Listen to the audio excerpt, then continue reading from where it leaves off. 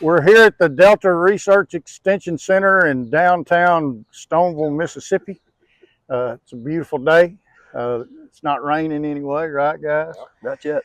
Okay, and I got two guests with me today. I got Tyler Tolles. He's an entomologist here at the station, and Don Cook too. And Don's like he's like the old head that's left out of the original Mid-South entomologist working group, but I feel like I'm in a Clint Eastwood movie.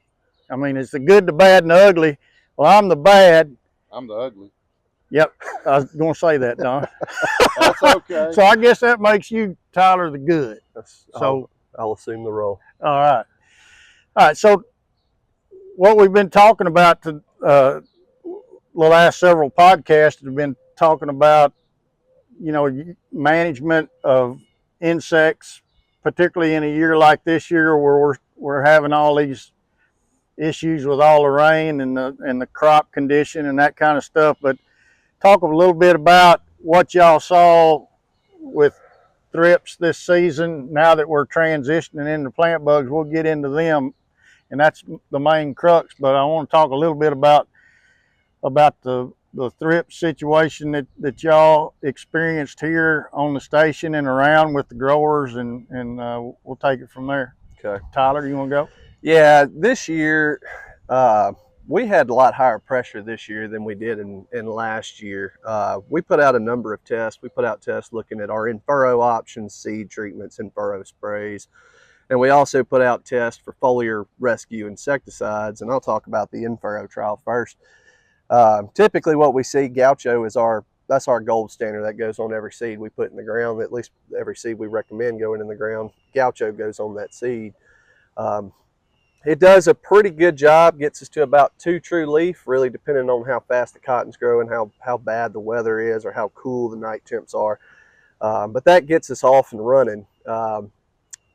Some of our other in-furrow options, all the carb, obviously, which nobody really puts out, but that's kind of the gold standard in-furrow treatment that we have, and it's kind of a positive check to some of our control plots.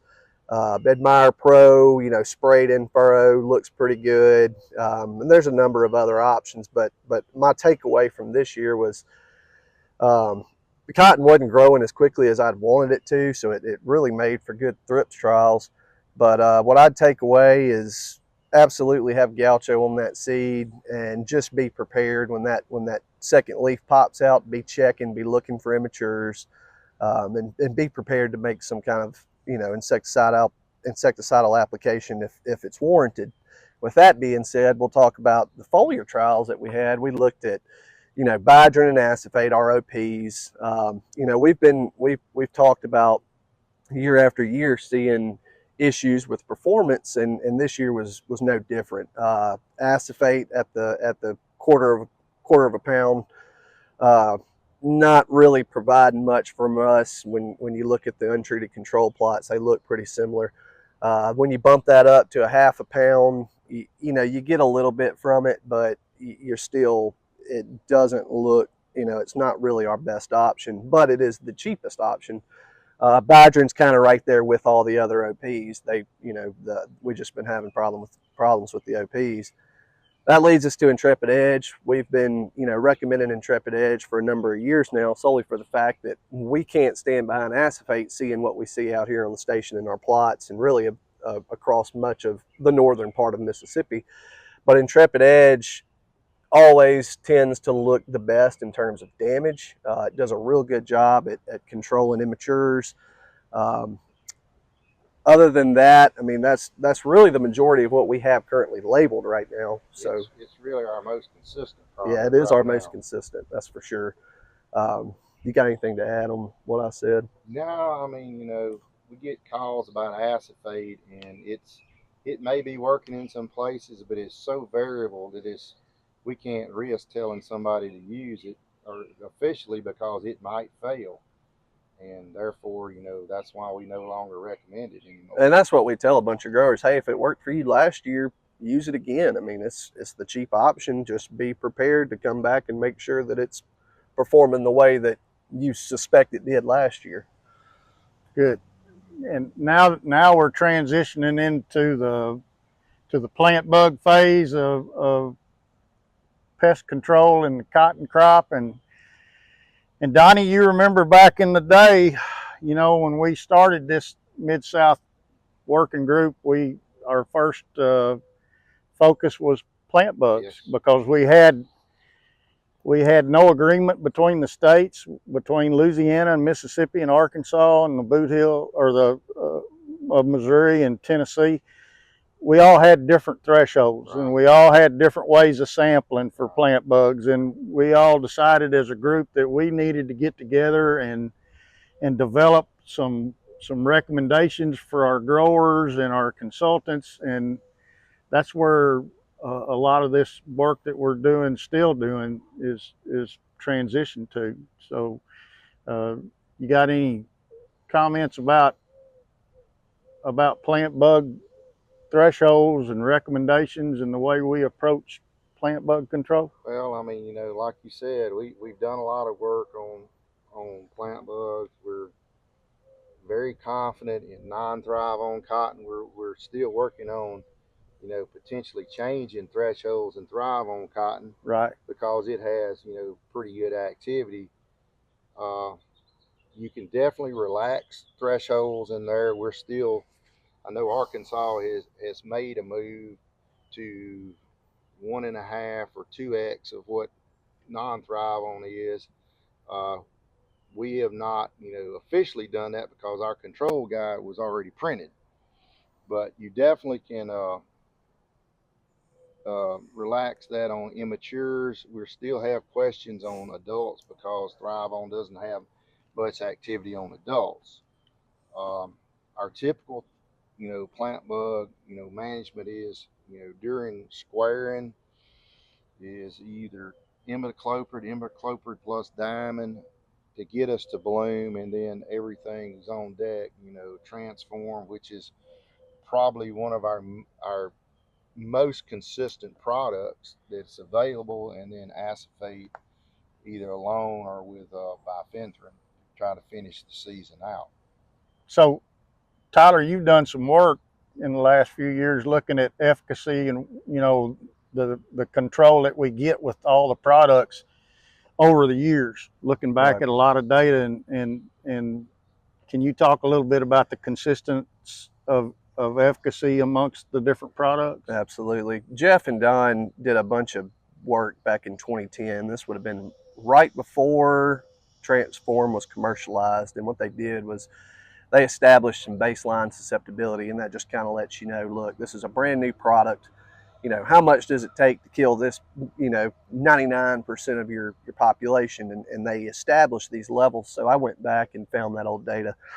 And my colleagues in Arkansas and Louisiana and Tennessee and Missouri have been sending collections from their respective states, and we've been rerunning that same protocol.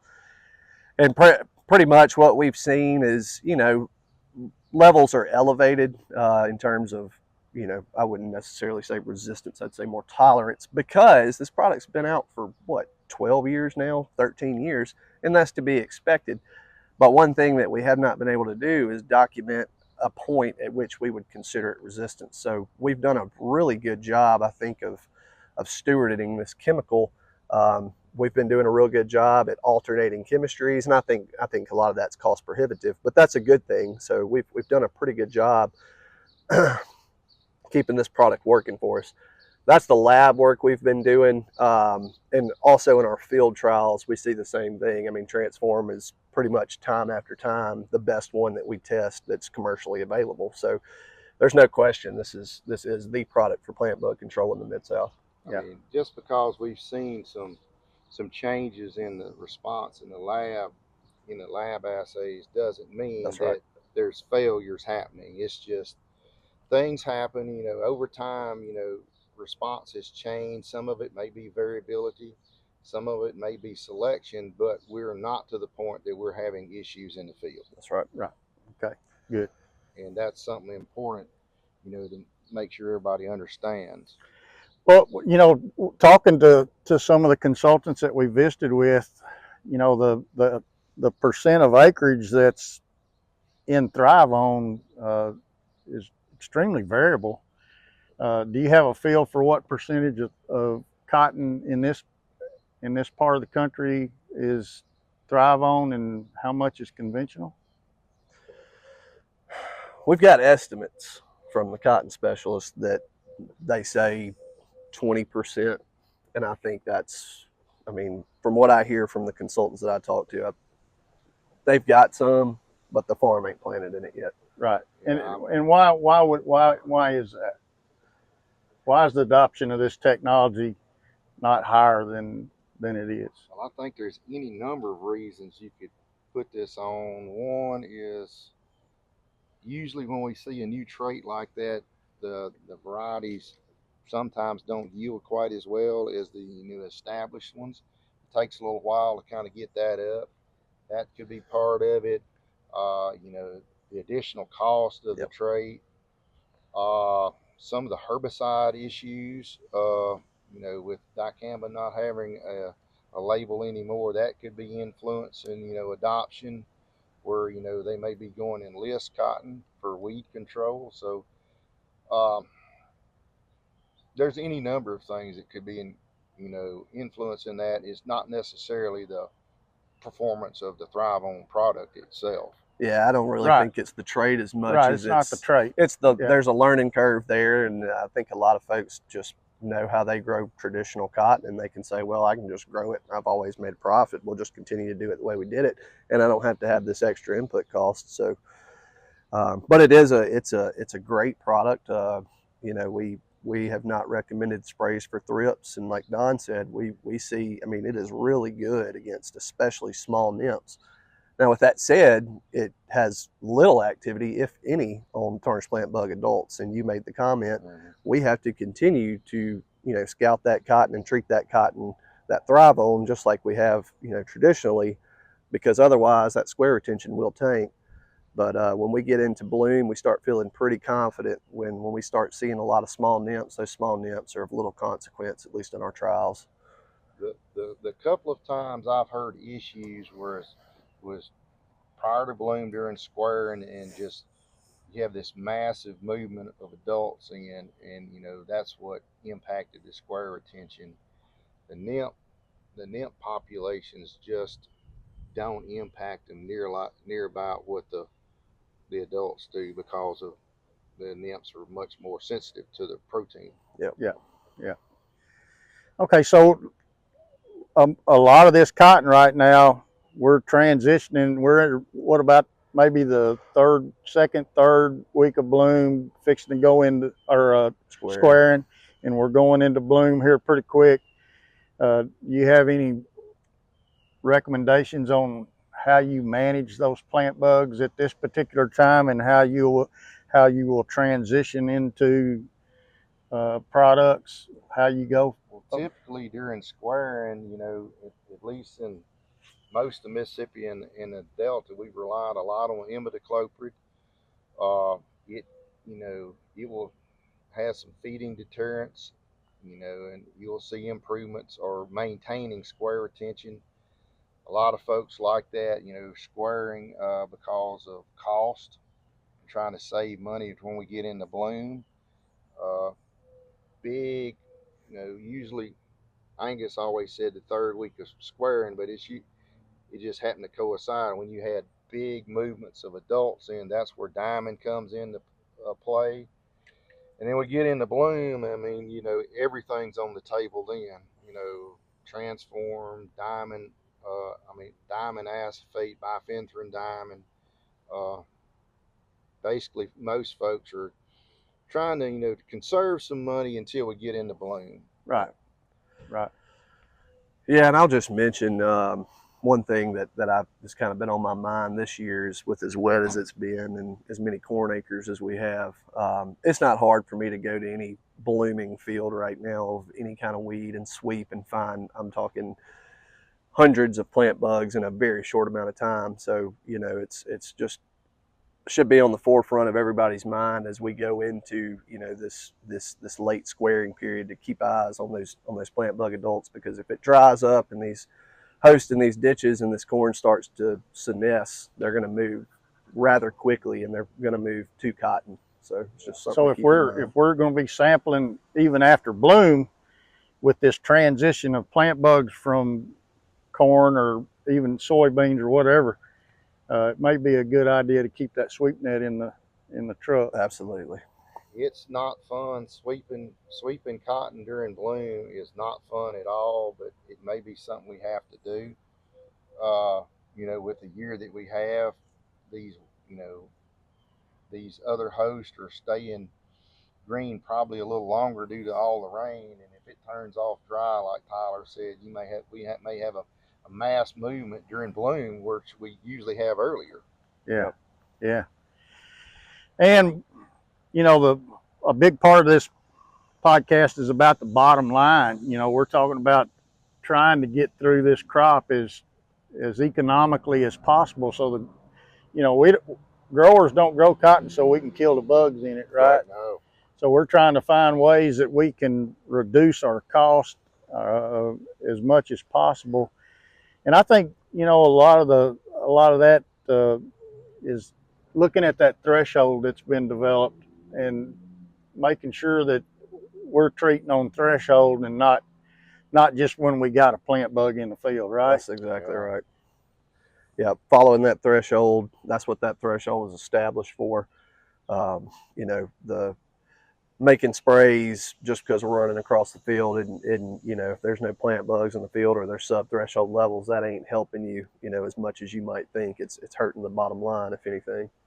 Yeah, a little bit of square loss is not such a bad thing. That's right. No, I mean, I have seen, as crazy it may sound, too high square retention, and then it turned off dry, and it actually stunted the crop. Yeah, I think our data was pretty clear on that with Fred. We got the overcompensation. 85% square set's better than 100% square set in that situation, right? I mean, there's cotton plant has limited resources, whether it's light, water, nutrients. So you can only put them so many places, and if it runs out and you load it up too early, some of these varieties will shut down early. So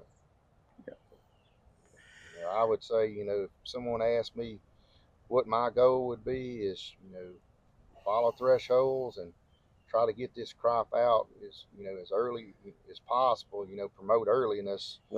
Try to avoid some issues on the back end. Yeah, and that's a lot of what we've been working on now is planting date, and we see typically the earlier you plant, the less you deal with plant bugs throughout the year. Yes. This was not the year to really be showing that data. All that data really doesn't matter when you can't get it in, right? Well, I mean, and that's going to be earliness is going to be a challenge this year because of the hand we've been dealt with the weather. Right. But that's just something to keep in mind going forward when we do get these pretty windows and it's not raining in late April. It would really be good to get those cotton acres in, because we saw drastic reductions in tarnished plant bug cost when we did that. So it's just okay.